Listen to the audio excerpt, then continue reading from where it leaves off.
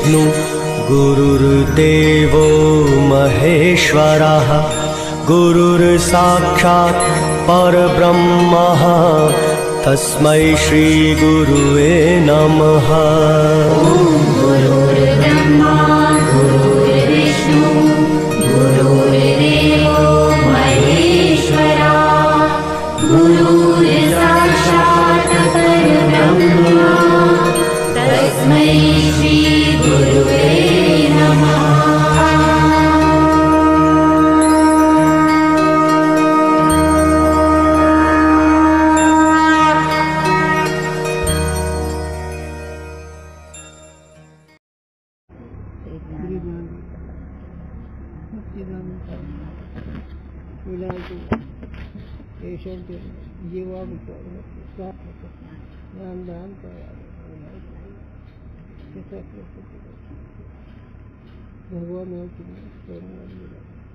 हे दोन ग्रंथ शंकर महाराजांनी सांगितलं आश्रमात, साधक आश्रमात. प्रवकाराने विचारसागर गुरुजींनी सांगावं. आम्ही सांगतो विद्वान होत ना, पण ती अनुभवतात. आता माझं 70 वर्ष झालंय ऐकून. असं होता. अस्ति भाति प्रिय सिंधु में नाम रूप जंजाल लखित ही आत्मस्वरूप निज हे तत्काल निहाल।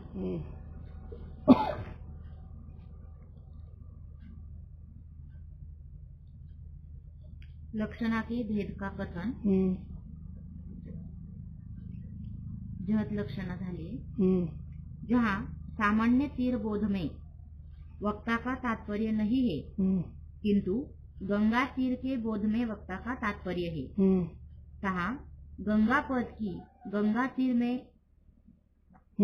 अझट लक्षणा है। अझट और अझट लक्षणा के असाधारण उदाहरण तो काको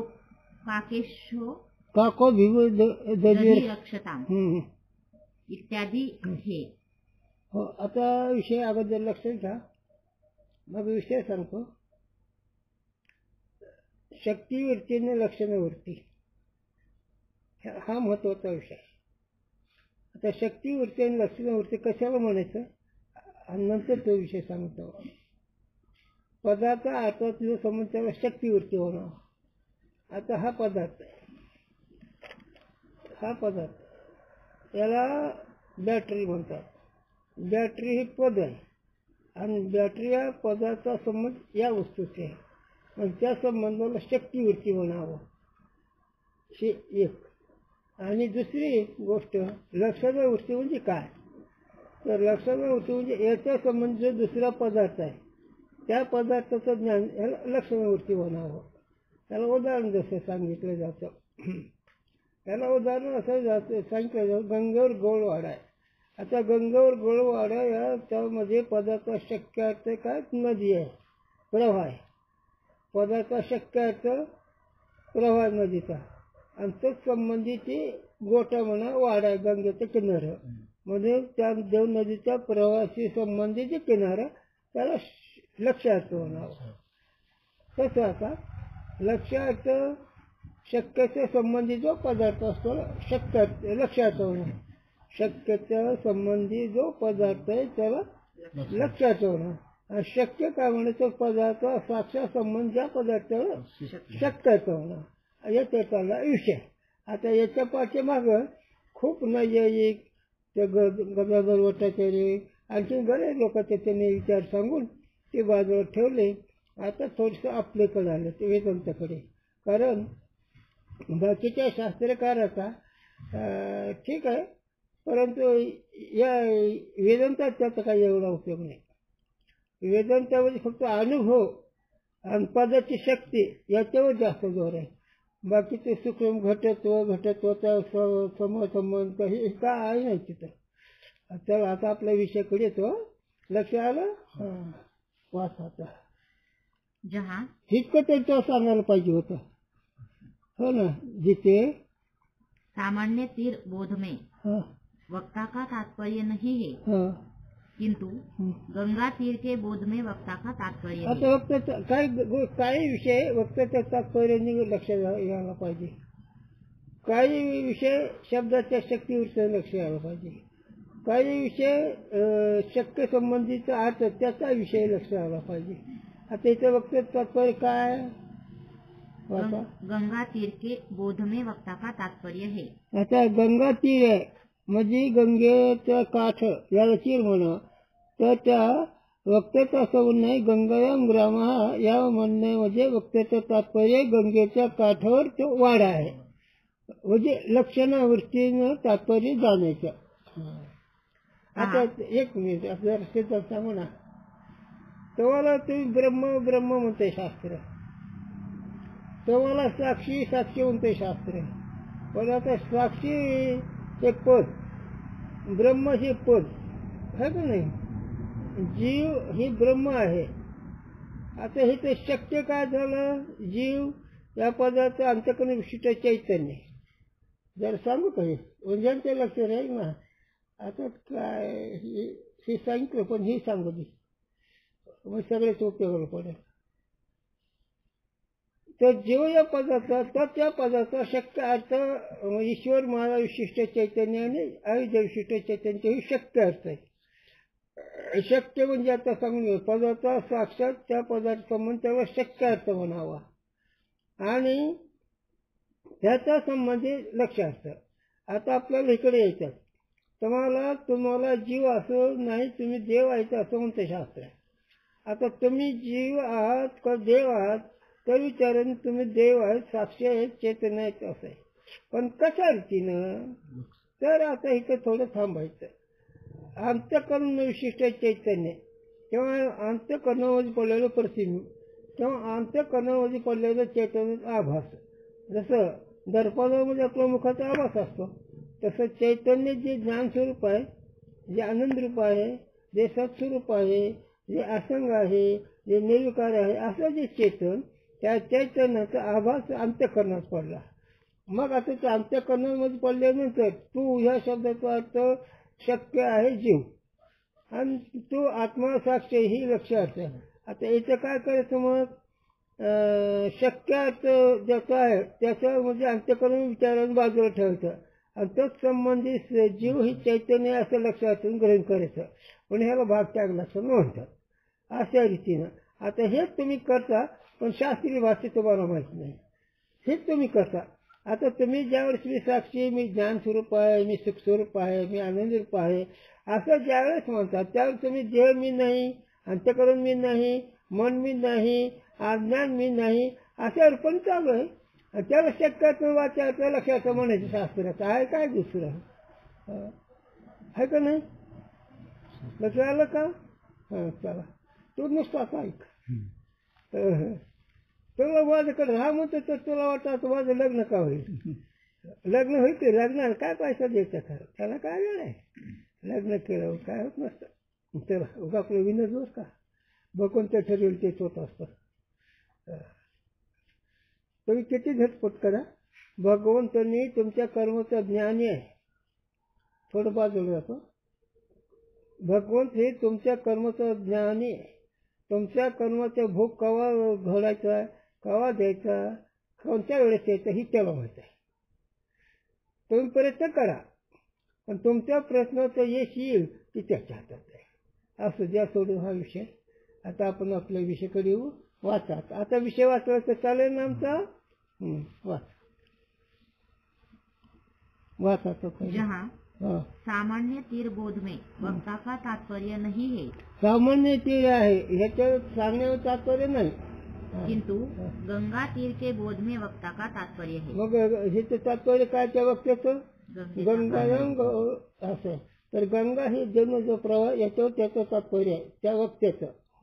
कहा गंगा पद की गंगा तीर में अजत लक्षणा है. गंगा पद की गंगा तीर में अजत लक्षणा है. हो आता तिथं गंगा पद म्हणलं म्हणतो त्या देवनेचं प्रवाह अधिकाचं ग्रहण आहे. वाक्य आता तसा ठेवून अधिकाच्या ग्रहणाला अजत म्हणावं. और अजत लक्षणा के असाधारण उदाहरण तो काक्यभ्यो दधिरक्षताम्. आता दुसरं उदाहरण दिलं, काकभ्यो दधिरक्षताम् म्हणजे कावळ्यापासून दह्याचं रक्षण करा.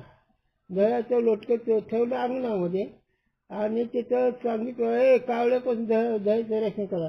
पण इथं दह्याचं रक्षण करायचं शक्य आहे. कावळ्यापासून पण आध्यात लक्षात म्हणजे मांजर कुत्रे त्याच्यापासून हे करा म्हणजे हे काय झालं आध्यात लक्षात.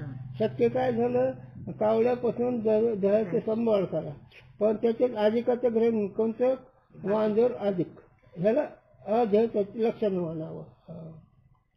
इत्यादि खे सहित शक्य संबंधी की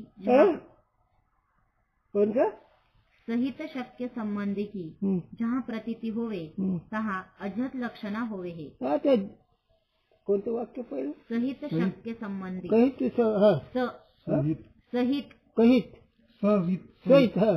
त्या पदार्थ सह ते ज्ञान होतं त्याला अध्यात्म म्हणा. असं होणार रोज आता कानाला ऐकणार नाही, डोळ्याला दिसणार नाही, नीट बोलता येणार नाही, पाच वेगळे चालते. म्हातारपणे लई मजा म्हातारी बोल नका पण म्हातारे नाही तर कसं म्हातारे करून म्हणायचं. भोजन वास्ते दधी रक्षा में वक्ता का तात्पर्य है. हा आता भोजन करता दही सांभाळा. दही कशावर सांभाळा जेवण लागतं म्हणजे वक्त तात्पर्य दही सांभाळा कुत्रे कावळ्यापासून या अध्यात लक्षात बसायले त्याचा उपयोग जर काय असेल जेवणामध्ये. तो बिडालादी कंसे दधी रक्षणाविना संभवे नाही. म्हणजे बिडाला मग मांजर कुत्र त्याच्याशिवाय सांभाळत त्याला खाऊ द्यायचं नाही. याते म्हणून काकपद की दधी उपघात क्रम में अजत लक्षण आहे. म्हणजे काक हे पद उपलक्षणामध्ये येते. बाकीचे पदार्थाला सांभाळा म्हणून बिडाला अधिक म्हणजे मांजर अधिक. इस रीति से छत्रीनो यांती या स्थान में छत्री पद की छत्री संयुक्त एक सार्थ में अजत लक्षण आहे. हो आता छत्री पद छत्री येऊ द्या. छत्रीला येऊ देऊन का छत्रीच असते का छत्री संबंधीची व्यक्ती म्हणजे ते अजत लक्षण आली. छत्री हे वाक्य तसं राहिलं व्यक्तीचं ग्रहण झालं मग अजत लक्षण. न्याय मत में नीलादि पदन की गुण मात्र में शक्ती है. आता निवाजित पद हे न्यायमतामध्ये जे गुण आहे त्याचे शक्ती आहे त्याचे. नीलो घटहा हो इत्यादी वाक्यांमध्ये नील रूप वाले बोधक नीलादिक पद लक्षणाचे हे. आता निवाजित पद नीलो घटा हा ह्याच्यामध्ये नील हे पद लक्षणाचे आहे.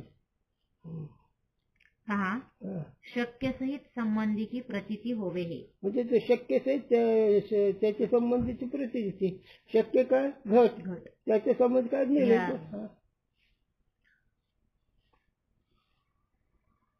याते अजत लक्षण आहे. म्हणून इथं जहत लक्षण जहत का अजहत लक्षण. हा अजहत शक्य ठेवून दुसऱ्याचं ग्रहण अजहतामध्ये येते. छत्री आणखी मग छत्रीला येऊ द्या मग छत्री वाक्य तसं ठेवायचं ते व्यक्ती. और कोशकार के मत में नीलादिक पद लक्षणाते हे.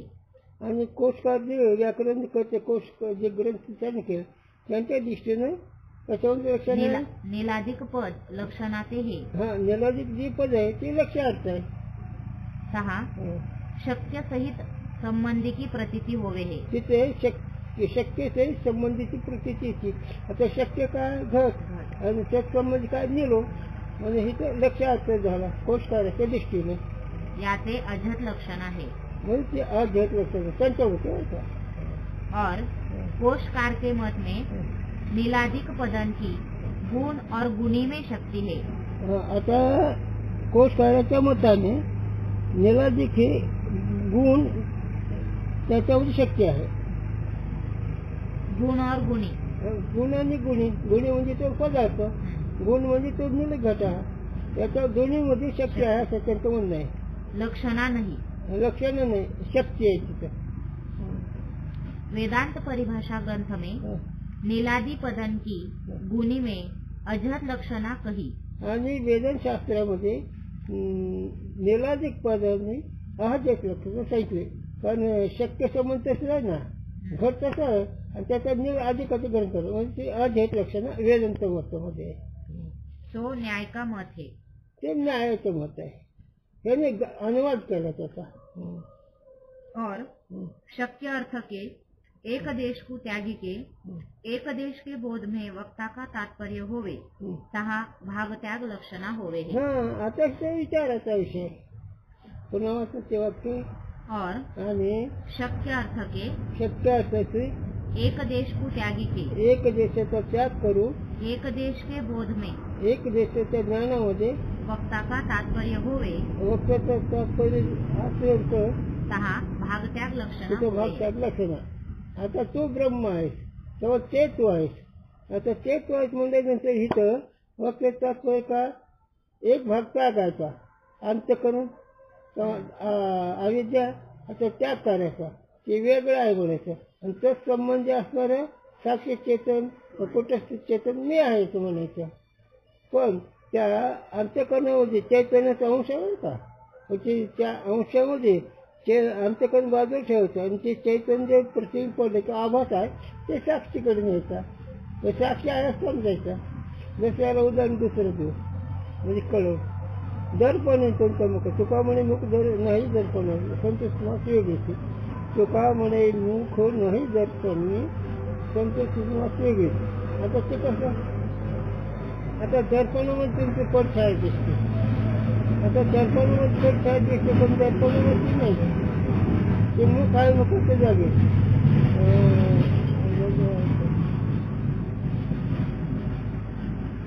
अमृताने होतं समजत. मुख असे सोय मुख मुखाच्या ठिकाणी आहे पण दर्पणामुळे वेगळं वाटतं. आता इथं विचार करा, तुम्ही दर्पण घेतलं, तुमचं पूर्वेला तोंड असताना दर्पण पश्चिमेला दिसतं. हे उपाधीचं कार्य आहे. तुम्ही दर्पणामध्ये ज्यावेळेस मुख पाहता त्यावेळेस तुमचं मुख पूर्वेला दिसत नाही पश्चिमेला दिसतं. पण तेच हे कशावरनं, जर तुमच्या मुखावर काही डाग असला तर दर्पणाच्या ह्याच्यावर नाही काढू तुम्ही, इकडेच बोट करता. म्हणून तेच हे आहे. जर ते वेगळं असतं तर बोट तिकडे गेलं असतं. आता ह्याचा पुढे सिद्धांत बोल हे काही सिद्धांत बोल दर्पणाचे चिंतुडे जर त्या प्रतिबिंब नाही तर बिंब राहते का. आता सिद्धांत असा आहे, अंतःकरणाची काम क्रोध लोभ मोह मोह मत्सर अहंकार अधिक जे असणार धर्म जीवाच्या ठिकाण धर्म त्याचा अधिष्ठान नक्कीच राहील का. हा परमार्थाचं वर्मय आहे. सगळे धर्म अंतःकरणाच्या ठिकाणी. म्हणून गोव्य म्हणजे जे जाणून यासाठी संसाराच्या गाठी वैष्णवी पोटे मोक्षपदी वैशिष्ट्य जे कळल्यावर सगळे धर्म अंतःकरणा ठिकाणी आहेत असं झाल्यावर मोक्ष ठिकाणी तुम्ही थांबा. मग हे सगळे धर्म कुणाच्या ठिकाणी आहेत, कुणाचे आहेत, हा अंतःकरणाचे.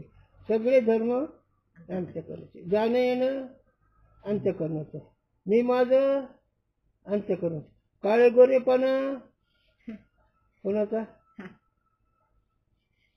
कोणाचा सोलाचा. म्हणणार कोण आहे, अंतःकरण. तुमचा काही याचा संबंध आहे का. हा जे बाद संबंध नाही तुमचा. देहात्म्याची भीती सफाई निर्जीव गोटी काही वारे वाळूची गाठी काही खरे. आज ना देहाची आणि आत्म्याची भेट आहे सबस्थिर गोष्ट चुकीची आहे. याप्रमाणे वाऱ्याचं जाळं केलं आणि त्यात वाळूचं जाळं केलं वाळूचं आणि त्यात वारं कोंडलं. हे जसं अशक्य आहे त्याप्रमाणे आत्म्याचा आणि देहाचा संबंध ही बरोबर नाही. अगदी सबस्थिर चुकीची गोष्ट आहे. हो पण वेदन सांगायला पटतो कळतो झोपतो का. कळेल पटेल पण झेपलं पाहिजे. झेपलं म्हणजे कोणत्याही प्रकाराच्या उर्मेचा अंगावर परिणाम नाही झाला म्हणजे झालं झेपलं. कोणत्याही असो. म्हणून आमच्या गुरुजींनी सांगा, संसारात सुखाला भुलत नाही आणि संसारात सुखाला घेत नाही तो मुक्त. कारण हे सगळे संसार सुख दुःख सर्व आमच्याकडनं ह्याचा माझा काय संबंध आहे. येतं मग ते आळंदीचे पोरं म्हणते, बाबा तुम्ही आळंदीला यावं, हे ऐकायलाच मिळत नाही. काय सांगतो मी आता गुरुजीनं, संसाराच्या सुखाला भुलत नाही आणि संसाराच्या दुःखाला घेत नाही. मुलगा झाला म्हणून साखर पाळणं वाटत नाही आणि मेला म्हणून रडत बसत नाही. हे जसं लौकिक उदाहरण आहे त्याप्रमाणे देहाचे मनाचे जे सुख दुःख भोग त्याचे तुमच्यावर परिणाम होत नाही. ते दृश्य तुमच्याचे वेगळं आहेत असं हे निश्चित आहे. म्हणून सांगणं सोपं, कळणं सोपं, झेपणं अधिकारी. म्हणून तर वाया आयुष्य घालून रे हे साधू संत ऐका. साधुबोध हे आहे खरं म्हणजे साधुबोध हा आहे. काय तीर्थयात्रा फिरून उपयोग नाही, दानधर्म करून उपयोग नाही, काय नाही. कळवून जा. ज्ञान गुडगमी ज्ञान द्यावं लागलं. हे बाकीचे बहिरंग आमचे गुरूंची वाटते माजलेले घोडे होटाळी घाला, कळवा बांधा. हे सगळे न कळणारे लोक माजलेले आहेत ना, म्हणजे मस्तीच असतात. आणि पण उद्या त्यांची मस्ती जिरेल, जिरणारच आहे. त्या दिवशी सांगतो नाही का, मी नेहमी सांगत असं त्या बिलारीने 46,000 कोटीचा मालक आणि पालिकेची 25.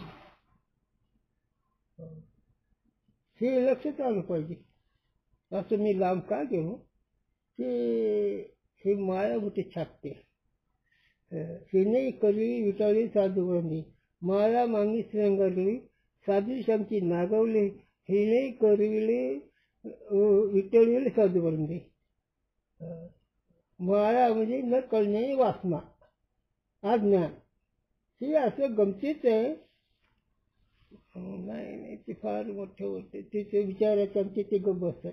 जर विचारात फुटलं म्हणून असावं अज्ञान, वाटावं ज्ञान, ते आहे अज्ञान. असावं वाटावं ते आहे, ते खरं अज्ञान आहे. मग आणि अज्ञान कळलं की मग अर्ध ज्ञान झालं आणि अज्ञान नाही म्हणलं की पूर्ण ज्ञान झालं. आता इकडे या. द्रष्टा म्हणलं की तुम्ही अर्धे शहाणे आणि दृश्य नाही म्हणले पूर्ण शहाणे. दर्शन नाही म्हणलं फुकट आहे. दर्शन नाही खरं आहे, हा सिद्धांत आहे. का जन नव्हे अवघा हा जन्माचा दर्श बसून नाही तर मग सगळीकडे आत हरी बाहेर हरी असायची. आणि हे मग तिथं भाग टाकला तर उपयोग आहे साधक अवस्थेमध्ये. काय घ्यायचं काय टाकायचं भाग टाकायचं सांग का तुम्हाला. त्रिगुण निर्गुण संपलाच विषय. त्रिगुण असा निर्गुण आहे. दुसरा विषय सांगा, पीठ गाळता का नाही तुम्ही. खाली पोटाचे सार आहे आणि वर रसाचे आसार आहे. तसं विचाराच्या द्वारे अंतःकरण किंवा अवगत आसार आहे. सत्वही नाही, सतत स्फूर्ती शून्य आहे आणि त्याचा अधिष्ठान तू आहे. पण तुझ्या संबंधी त्याला सत्य वाटतंय. तुझ्या सत्यांची सत्य वाटतं. तुझी सत्य तुझी काढून घे, त्यात काहीच नाही. दोरे काढून घातलं पट राहतंय का. माती काढून घेतो घट राहते का. सोने स्वच्छ पाहिलं सोनं राहते का. तसं तू आहे हे रूप तुझं आहे असं करून घे. याच्याच बाजूला आहे लक्षात घे. चिद ही तू ज्ञान स्वरूप आहे. तू ह्याच्याहून वेगळं आहे, बुद्धीहून वेगळं आहे. बुद्धी सत्वहीन राहते आणि सुख हे तुझं स्वरूप आहे. पण विषयामध्ये सुख वाटतंय, बुद्धीमध्ये ज्ञान वाटतंय आणि जगामध्ये खरं वाटतंय. खरं खरं तुझ्या ठिकाणी ज्ञान बुद्धीहून वेगळं आहे आणि सुख हे विषयातून वेगळं आहे. म्हणजे विषयातून सुख काढायचं, बुद्धीतून ज्ञान काढायचं आणि जगातून सत्य काढायचं. सत्य म्हणजे विचाराने आहे कळायचं. म्हणून नेहमी तेव्हा मागा सांगतो तुम्ही तो सुख आणि दुःखाचा निवाडा करा. सुख आणि दुःख एकत्र वाटते की नाही, पण एकत्र भ्रम आहे. सुख वेगळे आणि दुःख वेगळे. चला जाऊ का कसं का तुम्ही सांगितलं भाग लक्षात, कारण हे कळणं गरजेचं आहे ना. बाकीच नाही कळत तर चालेल. गुरुजीने सांगा मावशीने एखादा अलंकार नाही घातलं तर चालेल, पण कुंकू पाहिजे. आमचे गुरुजी ही अगदी त्याने कळून द्यावा. कुंकू असलं तरच सगळं तिथं फाट. कुंकू नाही बाकी काय करावं. जैसे तो अयम देवदत्त हो झालं तोच विषय. हा या स्थान में भागत्याग लक्षण आहे. हा स्वयं देवदत्त. स्वयं देवदत्त.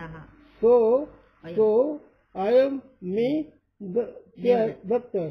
पण याच्यामध्ये सोह मध्ये भाग त्याग केल्यावर लक्षण ते होतं. सो मध्ये भाग त्याग आहे ना, आयम मध्ये भाग त्याग आहे. भाग त्याग म्हणजे काही घेणं काही घ्यायचं. शेंगाचं बीज वरचं कवच टाकायचं, आतलं बीज घ्यायचं. तसं अनात्म पदार्थ हे फोल आहे ते विचारून बाजूला ठेवायचं आणि त्याच्यावर चेतन तेलासारखं आहे ते मी आहे. मी साक्षी आहे, मी द्रष्ट आहे. त्या तीन अवस्था याच्यात जातात. मी त्याला ओळखतो. अंतःकरणाचे अनेक कार्य होतात त्याला मी ओळखतो. संकोचपणा आई देतो त्याला मी ओळखतो. मी त्याच्याने वेगळा आहे, पण त्याचा माझा संबंध न करण्यामुळे वाटतो. विचार दृष्टीने त्याचा माझा संबंध नाही. पण गंमत असे पाण्यात नाव आहे पण नावेत पाणी नसणं म्हणजे वायाला आदरात आहे. नावेत पाणी असणं मग तिला गुचक्या खाते. तसं गुरूंच्या भाषा चित्तात प्रपंच का प्रपंच चित्त रे ते सोपं आहे ना. प्रपंच चित्त का चित्तच प्रपंच.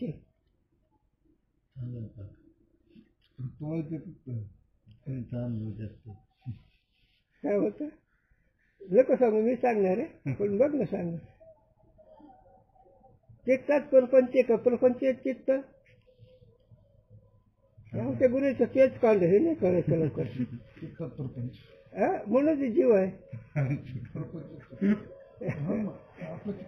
ते बोलायचं काय वेगळं आपण जीव कशामुळे त्याच्यामुळेच आहे ना. परपंच चित्त मुक्त आहे जीवन मुक्त. तू कोण आहे काय म्हणतो देव अशी चित्ती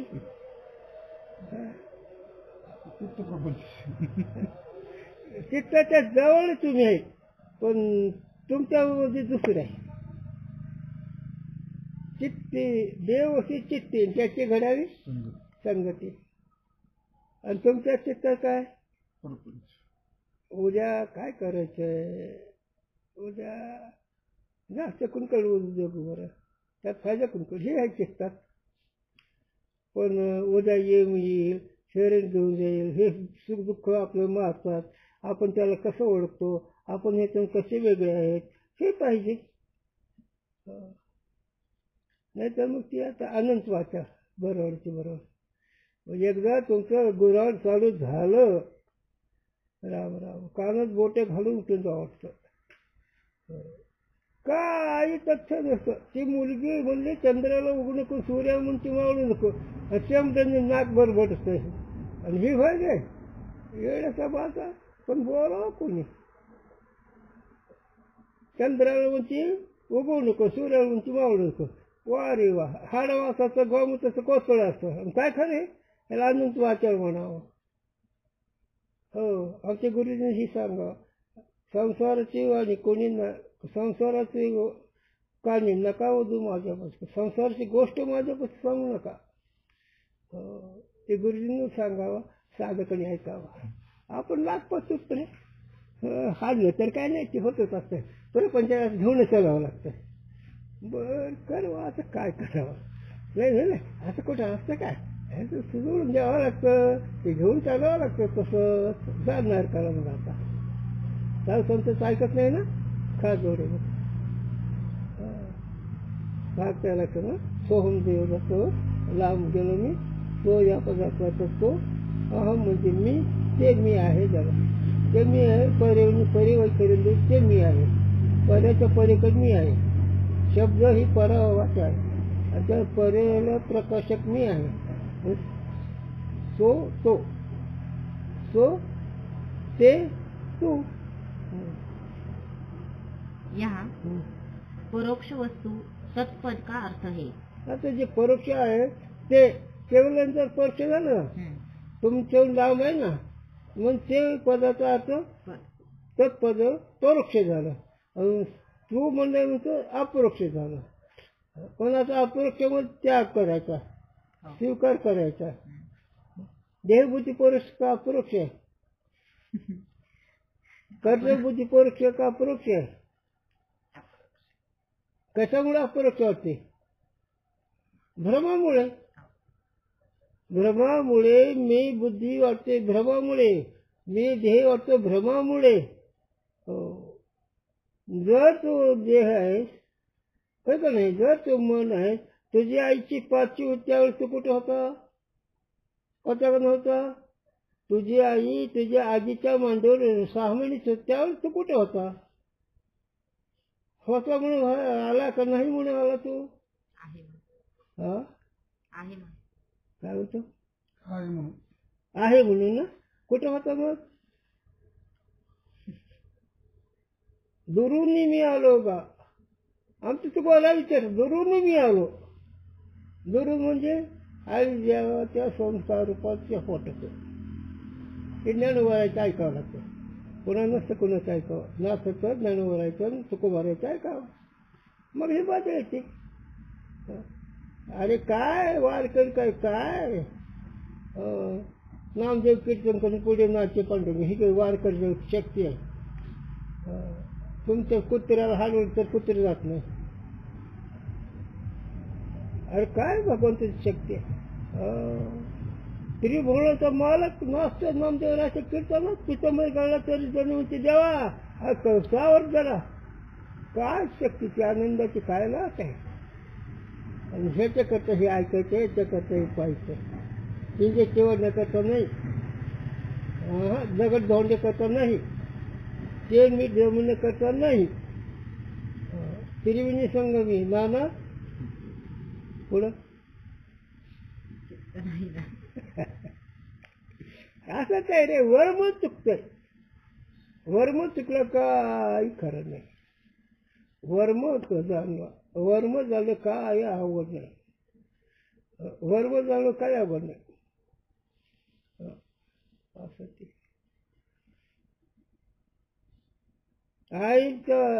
आईबद्दल कसं वागावं? आईच्या अंगावरचा कपडा नसला तरी पाहावा का कपडे झाकून आईला पाहावं? काय कळतच नाही. आईविषयी काम करणे चुकीचं आहे आणि आईचे फजिती करणे चुकीचं आहे. तसं इकडे या उदारती झालं तसं स्मृती साधू संत त्यांचं ऐका, त्यांच्यावर नाराज होऊ नका. त्यांची फजिती आहे साधूंची. साधूंची फजिती होत नाही, तुमचे नुकसान होते. साधूला कोण फजिती करा? त्रिभुवनाचा मालक जोडी उचलतोय, कोण फजिती करू शकेल? हे मोहदय नाहीतर काय काय केले? रांडे जन्मभोग गमविला फुका. साधू हे रांडीला का? रांडीला काय गुरुने सांगितलेलं. रांड म्हणजे कशाला म्हणते? ठेवलेलं. तो आई जाई ठेवलेले कोटस्थानी. कारण नंतर आहे ना संबंध नाही ना. रांड्याचा संबंध नसतो, गण गोत नसतं, जाते गोत नसतं. तसं आई द्यायचा आतमध्ये काही संबंध आहे काय? रांडले काही काढले. किती गंमत आहे. नाही मला रांडलेला का बोलले? रांडे खाण्याचं का कोण असतो? जिच्या जोर सत्ता नाही, जे दुसरं जगती ते रांड. त्याच्यामुळे हे साधूंचं घर कळत असवर का? आणि याच्याकरता साधूकडे यायचंय, त्याच्याकडे ज्ञान तुकोबा राहायचं, ऐकायचं आणि मग मजा करायचं. जरा म्हणून ज्ञानाने प्रपंच करावा, अज्ञानाने करूच नाही. अज्ञान नेहमी दुःख असतो. मग पंतप्रधान असेल, एखादा शेठजी भटजी असेल, एखादा हुद्देदार असेल, काय खरं नाही. जीवदास आहे ना, हे का सांग गुरुंच्या देशात ह्या लोकांची कशी आहे. मग त्यात कीर्तन करणार भजन करणार नाही का त्याच्यात मुठीत गुणवर हो, किती वरून जो काही लावलं तरी ते विश्वास नाही येणार. तसं देहबुद्धी ही गु आहे हातात आणि वरून महाराज पद आहे. देहबुद्धी गेल्यावर खरी मुक्ती काय? देहबुद्धीच्या म्हणजे काय विहिरीत उडी टाकायची काय? नाही नाही, विचाराने देहबुद्धी नाही, मी त्याचा प्रकाशक आहे, मी त्याला जाणणार आहे, मी ज्ञान आहे, मी द्रष्टा आहे त्याचा, ते माझा त्याचा काही संबंध नाही आहे. मग तुकोबराव म्हणतो न करी रे संग राही रे निश्चय नागून देई मग ममतेचा. तुकोबराव हे वेळेया संगत करू नको देहाधिकाची, निष्ठळ राहा, निश्चय टाईम काय राहा. या नावाने खरं ब्रह्मज्ञान, याला खरं ब्रह्मज्ञान म्हणायचं, याला खरं साधूचा बोध म्हणायचा. आणि हे भाग त्यात लक्षाने कळलं ते कुंडली. बरं झालं विषय त्या संगतीनं आला, त्याच्यामुळे बोलता आला. अरे हेच आहे रे, किती चाललं भरभर तर 2 पावलं बरोबर, किती पळाला, तिसरा पायच नाही.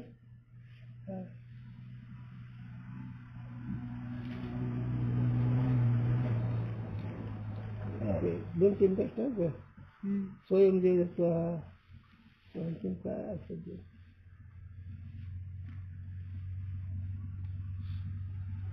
जास्त विषय झाला की अरे एवढं लक्ष ठेवलं तर काम फक्त कळतं बाबा पण बाणत नाही ना, कळतंय पण हे नाही कळतंय ना, ते कळलं. आता अर्ध कळत राहिलं.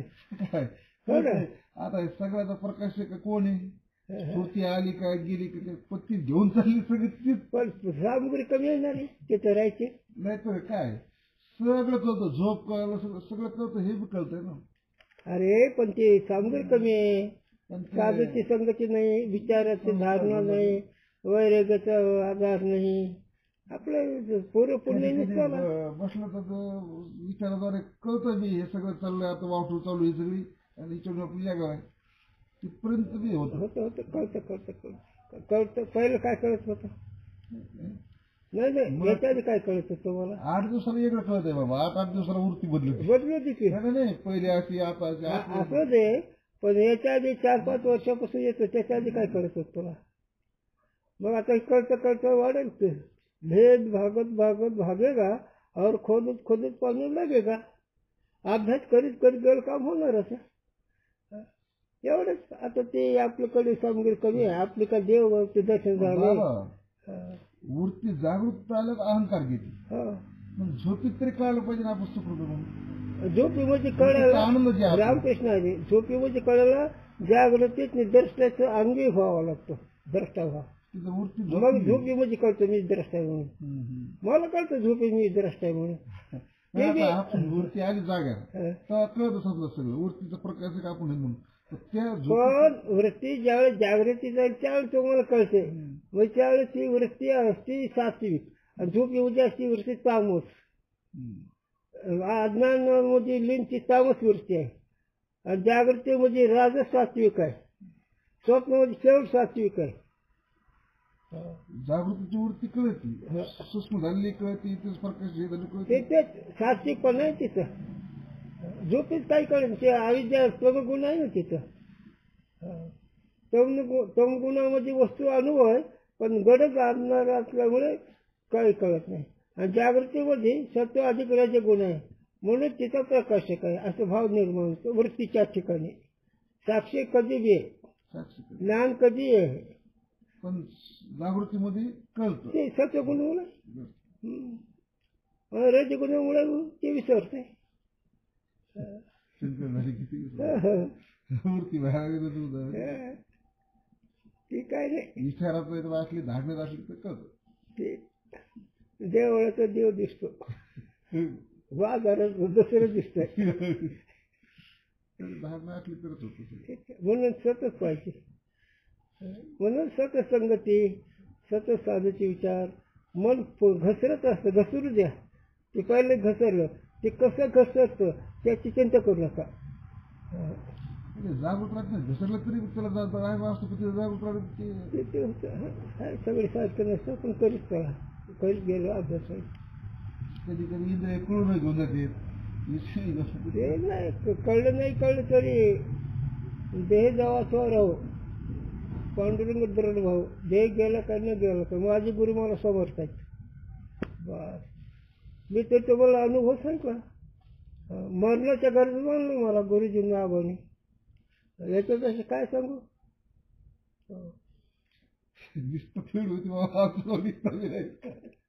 म्हणून सगळे घाबरले होते का नाही तुम्ही, चाललंय तर तशा अवस्थेत तुम्ही उचलून न्यायचं का नाही मला, तर मी ज्ञान सांगत होतं का नाही, 10 मिनिटं 15 मिनिटं काही ना परमामृत मला उचलून न्यावं लागत होतं त्या कॉटवर बसायला. ही शक्ती असते बरं का, आणि ही शक्ती त्यावेळी काम करते, ज्यावेळी तुमचे सगळे उपाय संपतील त्यावेळेस याचा उपयोग होतो. नाहीतर काय नाही.